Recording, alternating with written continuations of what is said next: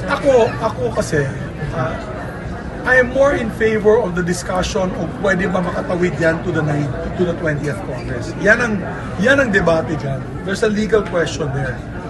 Personally, I think it may not, how do you say, personally, I think hindi dapat tumawid sa 20th Congress yan.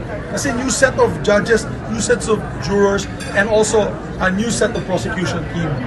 Diba? So, ako, mas maganda yung position ni Senator Tolentino, with due respect to the Senate President, that if you want to finish it, you finish it till June 30. Magkabawa tayo till June 30. Then we make the decision then. I think that will escape all legal questions because there are now cases in the Supreme Court about the legality na itawid natin yan sa 20th Congress. Hindi natin kasalanan bakit late ang pag-submit dito sa Senate.